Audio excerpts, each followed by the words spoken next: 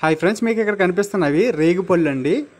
మనకి ఈ సీజన్లో రేగిపళ్ళు అనేవి దొరుకుతాయి. మనకి జనవరి ఫిబ్రవరి సీజన్లో రేగిపళ్ళు సమృద్ధిగా అయితే దొరుకుతాయండి. ఈ రేగిపళ్ళు చెట్టు ఇది. ఈ చెట్లు ప్రజెంట్ అయితే మన వాతావరణానికి చాలా దూరంగా అయితే ఉంటున్నాయి, జనసంచారానికి చాలా దూరంగానే ఉంటున్నాయండి. ఎన్నాళ్ళైతే ఇళ్ళ దగ్గర కూడా వేసుకునేవారు. ప్రతి 10 ఇళ్ళ దగ్గర ఒక రేగిపళ్ళు చెట్టు కూడా ఉండేది. ప్రజెంట్ అయితే జనాలకు రకరకాల సెంటిమెంట్లు వచ్చేయడం వల్ల మనకి మంచి ఔషధ గుణాలున్న పళ్ళ జాతి మొక్కల్ని దూరం పెట్టేశారు, వాడికి ముళ్ళు ఉన్నాయన్న నెపంతోనే. మనకి రేగిపళ్ళు అనేది తినడం వల్ల కంటి చూపు బాగా మెరుగుపడుతుందండి. అలాగే మన శరీరానికి కావలసిన మెగ్నీషియం, పొటాషియం, కాల్షియం లాంటి రకరకాల విలువైన ఖనిజాలు అనేవి ఈ పళ్ళలో దాగి ఉంటాయి. ఈ పళ్ళు తినడం వల్ల మన బాడీకి దగ్గరగా 9 నుంచి 12 రకాల విలువైన ఖనిజాలు అనేవి మన బాడీకి అందుతాయి.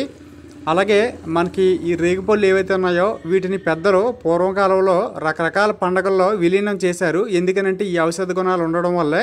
ఈ రేగిపళ్ళే కాదండి, గరిక, తర్వాత దబ్బగడ్డి, నిమ్మగడ్డి, తర్వాత కొన్ని రకాల పత్రులు, ఇవన్నీ కూడా ఆకులు, అలమలు, ఇవన్నీ కూడా వేర్లు, ఇవన్నీ కూడా పండుగల్లో ఎందుకు విలీనం చేశారంటే వాటిలో చాలా ఔషధ గుణాలు ఉండడం వల్ల వాటిని అన్ని విలీనం చేసి మన జనాలు మర్చిపోకుండా ఉండడం కోసం, ఆచారంలో పెట్టుకోవడం కోసం అలా చేయడం జరిగిందండి. కాకుంటే మనం ఇప్పుడు గరిగడ్డి కూడా ఎలా ఉంటుందో ఇప్పుడు ఎవరికీ తెలియదు. అలాగే కొన్ని రకాల పత్రులు, వాటి పేర్లు కూడా తెలియదండి. అలాగే కొన్నాళ్ళకి రేగిపళ్ళు కూడా ఎవరైనా తెచ్చి మన టౌన్లో కానీ అమ్మకపోతే ఇవి కూడా దూరం అయిపోయే అవకాశం అయితే ఉంటుంది. మీ ఏరియాలో మనకు విలువైన ఔషధ గుణాలు ఉన్న వేప మొక్క దగ్గర నుంచి తర్వాత మారేడు, ఇవన్నీ కూడా ఉంటాయి కదండి. ఇలా రేగిపళ్ళు వీటిని సంరక్షించండి. మీకు వ్యవసాయ భూమి ఏమైనా ఉంటే అక్కడ గట్లంటే అక్కడ మొక్క అనేది వేసుకుంటే వీటిని సంరక్షించడం వల్ల అయితే అవుతామండి. మీరు ఈ వీడియోలో రేగిపళ్ళు గురించి కొన్ని విలువైన సమాచారం అయితే తెలుసుకుంటున్నారు అనుకుంటున్నాను. వీడియో నచ్చితే లైక్ చేయండి.